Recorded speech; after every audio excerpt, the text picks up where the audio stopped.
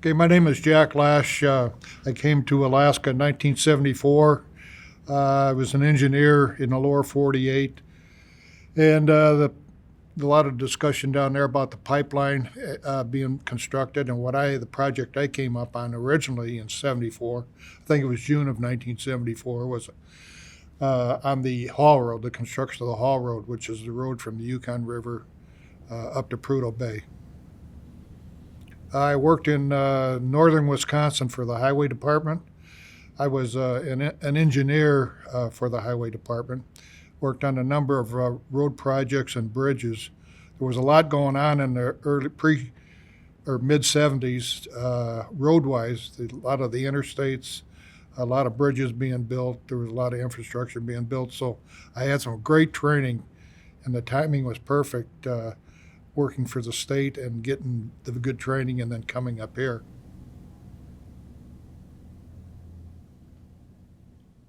I was aware of it. Being engineers, you look at construction, or I and the people I associated with looked at construction, big projects all over. So we talked a lot about especially the Haul Road, because we were highway engineers, and talked about how interesting a project that would have been. And at that time, when we were talking about it, I didn't know that I'd be coming up here. It was only after Michael Baker came around and started soliciting for people out of northern Wisconsin that I actually went to an interview, not knowing that I would come up here. And finally, after going through the interview, went home. And about 3 days later, I decided, okay, I'm going to make the change. And I've never been sorry for it since. Okay, yeah, Michael Baker, their home office for the pipeline project was in Jackson, Mississippi. I interviewed there, and then the conditions of coming up here was that they would fly you back and forth from your point of origin up to Alaska. So I flew from northern Wisconsin to Fairbanks. When I first came up here, went through orientation, only about 3 days, and then immediately went up to Dietrich on the Haul Road construction. And that was Dietrich is located between the Brooks Range, Chandler Shelf, and the Coldfoot, which is the stretch of road that I was on was about 60 miles in length. Yeah, I worked for Michael Baker. Again, they were out of Jackson, Mississippi, which is pretty deep south. So I believe they recruited from all over the United States looking for people. I think they recruited heavily in the area that I came from, just because the conditions were very similar to Alaska. Northern Wisconsin, very cold climate, and a lot of snow. So I think that's why they interviewed heavily in there. And there was seven engineers from my district that left and came to Alaska. I mean, we really it was a real impact on the highway department, us leaving.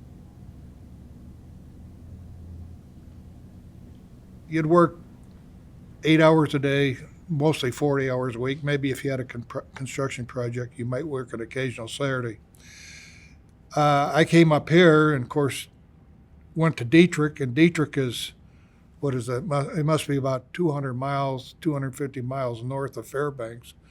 We were building the road, so there was no way in or out other than air. So it was very remote, and the wildlife was just spectacular for me. I was fortunate enough being involved with the surveys that I had.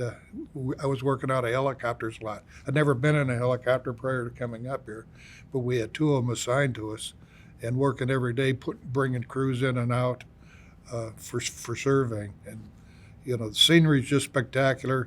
The working conditions for me I thought they were absolutely great working conditions, because I liked working outside then. I liked surveying, a lot of activity going on. A very interesting project. We'd work in Dietrich. We'd work 10 hours a day, 7 days a week, for 56 days, and then we'd get 14 days off. And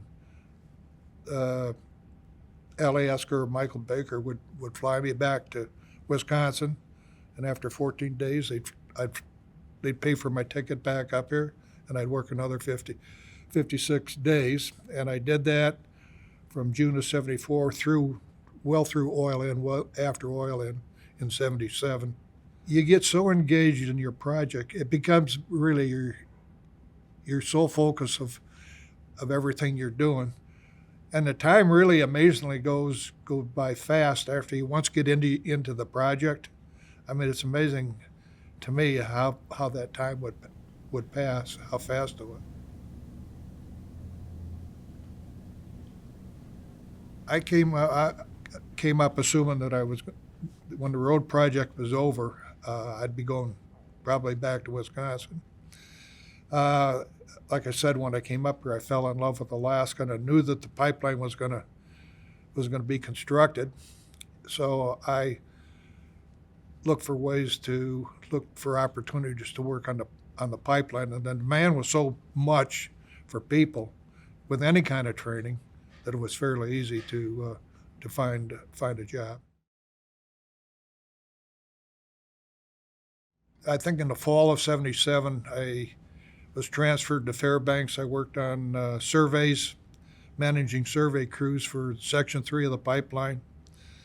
I did that up until about mid-75, and then I went down to Delta Junction and was assigned as the project engineer on the Tanana River crossing, which was a 1,200-foot suspension bridge. Really rewarding project for me. I had a lot of training in building bridges, concrete, structural steel, not much in cables, but Baker trained me on it. Originally, there was 4 trades, 4 union trades: pipeliners, operators, laborers, and teamsters. And a structure like that was not a typical pipeline crossing. It was a project in itself. So they needed, there was a lot of pile driving involved. Again, I said ironwork, just a lot of skills. And there was some discussion with the unions, and we were able to bring in some qualified people. The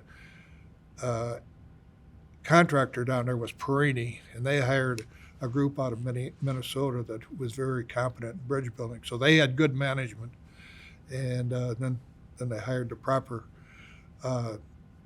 skills to build the bridge. And project really, and really they let me and the contractor basically build the bridge. We only had one NCR, a nonconformance report on the whole project, which was unheard of during the pipeline because NCRs were pretty frequently. We started in late 75 and we finished it in July of 77. That's when oil was supposed to go through it. There was an unfortunate experience when they're pushing oil through the pipeline. Pump Station 8 had a mishap where they had an explosion, so it delayed the oil through the pipeline beyond there for a couple of months, I believe. After that, I went up as a project engineer on the construction of Pump Station 2. Pump Station 2 and 7 were not built during the first phase. They were built on the second phase. So then I went up after the completion of the bridge up to Pump 2 as the project engineer. Finished that job, and then after that, Northwest Pipeline was going to build. They were talking about a gas line real heavily. So I ended up working as a survey manager from the Yukon River to the Canadian border. I think we had a total of 27 survey crews that I managed. I think that when I first came up here, there was a good focus on safety, very good focus, and I think appropriate focus on safety. Things I look at then when we were out surveying, like we'd have our own firearms when we go out there. There was some scrutiny about. Yeah, there was some training on firearms if you hadn't had any, but they made sure that we were competent in being able to go out and work with rifles, and we needed rifles because there was a lot of wildlife out there. So as far as safety, I think it was very appropriate. You go fast forward till today, there's been a lot of improvements on the safety of those days. I mean, the safety now in the oil field, I think, is second to none. The companies really focus on being safety. It's when things like you get in a car, you do a 360-degree walk around. When you're driving, you've got glasses on because of the rocks on the road, potentially going through windshields. You drive with your headlights on at all time. You have seat belts is mandatory.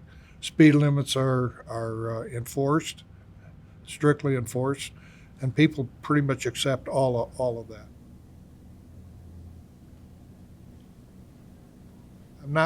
Have not been a union person myself, but I gained this tremendous amount of respect for the unions and their ability to bring a lot of competent people to a project, at one time. I don't know that if that pipeline could have been built any other way.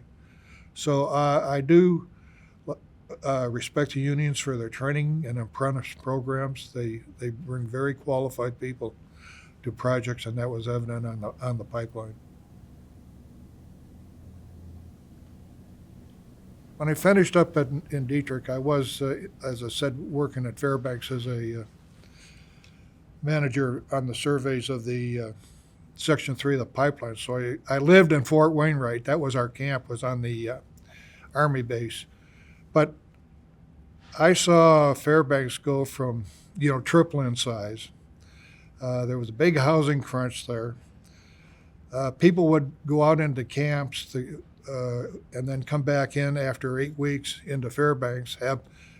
They'd be moneyed up, and they needed a release. So Fairbanks was pretty, for lack of a better word, I would say wild. I've read the Gold Rush days, and I think that the oil line, how the oil line impacted Fairbanks was very similar to what I've read about those days. I mean, people were just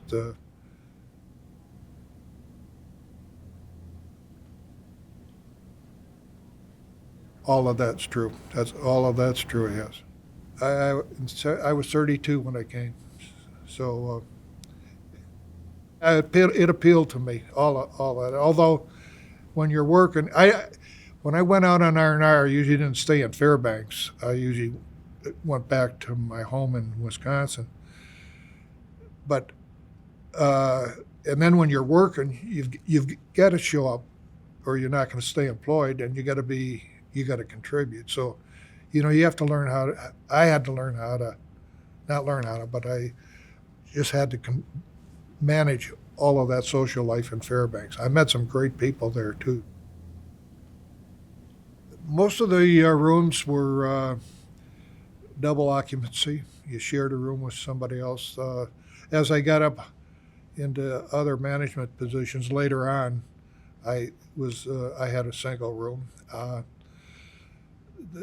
The camp life was, when you do it for as many years as I did it, you really get used to it. I used to joke with people that my dream house was going to have a kitchen with a serving line and 7 urinals in the bathroom, and but that's because that's what I had lived in for so many years. But I really enjoyed the camp life, the food, and especially the people in camp. I mean, you met all kinds of different personalities. Okay, after the pipeline, as I said, I went up as a project engineer on Pump Station 2. That was about a 2-year project. Went on surveys on the gas line, which never got built.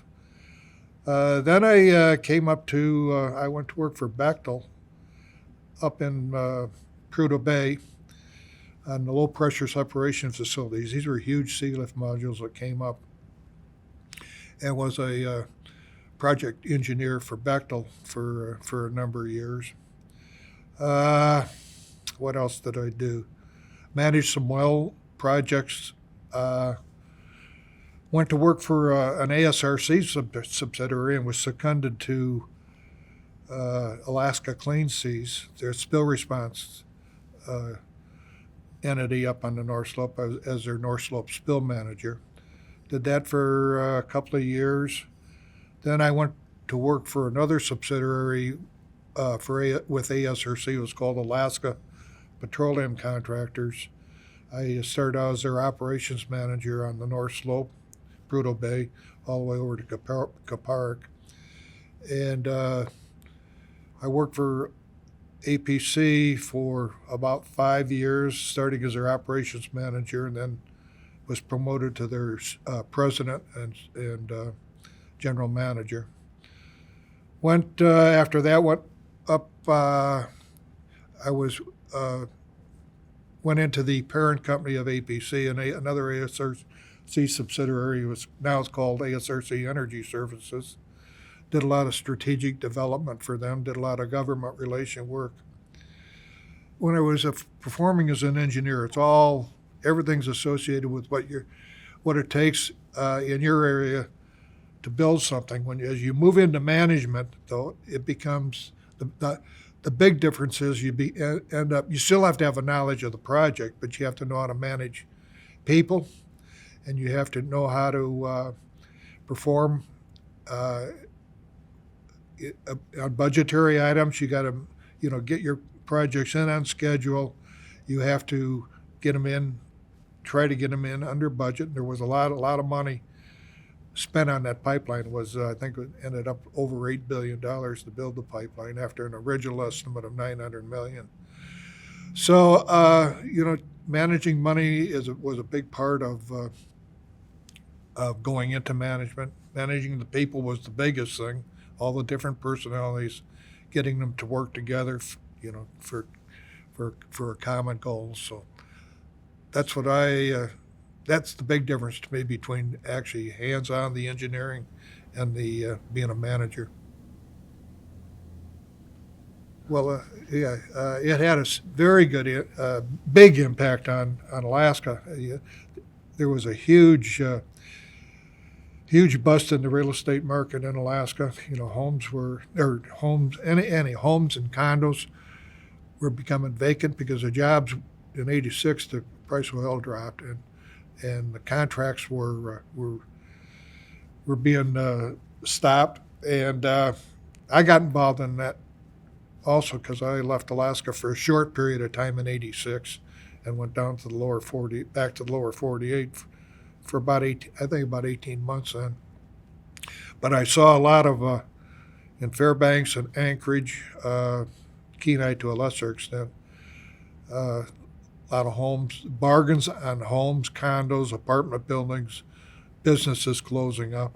And it was just, like I say, the ramping up in the early 70s was dramatic. And then in '86, when the prices fell, the ramp down was also as dramatic as the ramp up.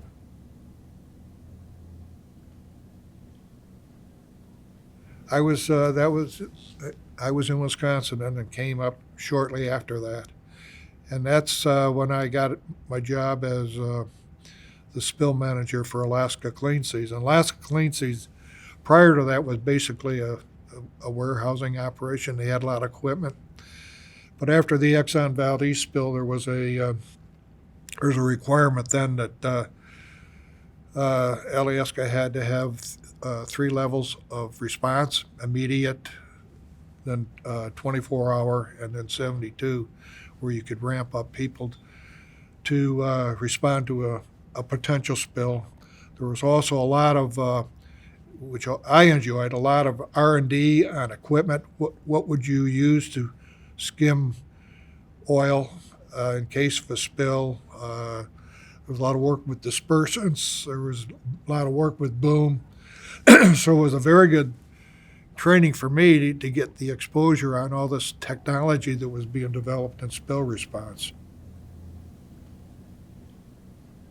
Yeah, well, it happened before, and I think that's how I ended up at Clean Seas because there was a demand for that. But no, nobody would ever anticipated something as dramatic as the Exxon Valdez oil spill.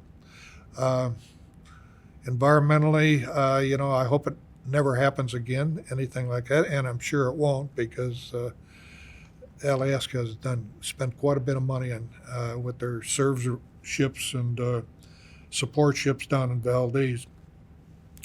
But yeah, the spill was dramatic. You know, in you look at some of the positive things. I mean, if there's anything positive about an oil spill, it created a lot of jobs, a lot of cleanup jobs.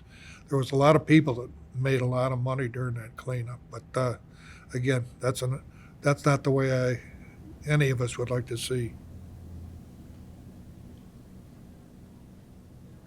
Well, the suspension bridge was probably my greatest accomplishment. I won't say my accomplishment because it wasn't mine. It was everybody that worked on it. But being involved in there as the project engineer on that was a really rewarding to me. I so I got involved right after the pipeline was basically finished. The Alaska would peg the line to clean it and then gauge it. And down at pump 11, there was not a rupture, but a dent. It was picked up. And as a surveyor, with my surveying knowledge, and I had a lot of uh, knowledge of those surveys in that area, myself and one other guy were, at, let's see, how is it? We went into the pipe a mile and a half to find this dent that was in the pipe, and the way pipeline was only 48 inches in diameter, so we were in this pipe for 9 hours, and we'd take turns pushing each other on the cart until we got to where we found the dent. We knew approximately where it was inside the pipe for 9 hours, yeah, and that there was air being blown in all the time. It was in the late fall, as I remember, so it was it was cold. We were in Arctic gear, but then in some of these sag bends in the pipe that we were being pushing each other in, there'd be water sitting in there, and we had headlamps on. But we found the dent, and of course all the welds on the inside had markings on it, so we knew which weld it was, and from knowing the weld number, we were able to go back to surveys and locate where the pipe was buried, and it had to be dug up, and then they repaired the line. So, and probably what was a weak spot in the line. It's the only place on the line, the 800 miles of the line, that I know was exposed to something like that, and I don't know how it happened. I think there was a rock somehow got in the ditch and caused the dent. But we were able to. Alaska was able to repair it, or the contractors were, and this was just prior to oil in. One other experience, just prior to oil in on the Tanana Bridge, they as they did with the whole line, they pegged that also, or they tried to, but because of there was some 90-degree bends coming into the bridge, they couldn't peg that. So I went in on a cart go across that bridge too, and what it was when the pipe was empty, it was bowed significantly, and I got in this cart and was able to get up to the top, and when I got over the top, the cart just took off, and I could see all these welds going by, but I had to go back again and start over. Oh boy! Well, prior to when I first came up in '70s, you could see that very little infrastructure had been built in both Fairbanks, Anchorage. Through the construction, though, and through the production of oil through that pipeline, Alaska's a whole different state. A lot of the infrastructure here in Anchorage, with the Performing Arts Center, the schools, the roads, the money that's put into the facilities, Same in Fairbanks. You go to the villages like Barrow, the infrastructure that's been built since the 70s there, it's just tremendous how the pipeline has benefited the state of Alaska and which will continue. But it's amazing how it has had a positive effect on Alaska. Well, it has a significant because both financially and for my family. Financially, I didn't spend a lot of money. I did invest in some the stock market and real estate and things like that, which I never had didn't think I'd ever have the opportunity to do, but working in oil and gas industry allowed me to do that. My kids were always curious about Alaska, so they got married, and then my oldest daughter moved up here. She had 3 kids, two boys and a girl. They all moved up. They moved back to Alaska. They're here right now. I got married.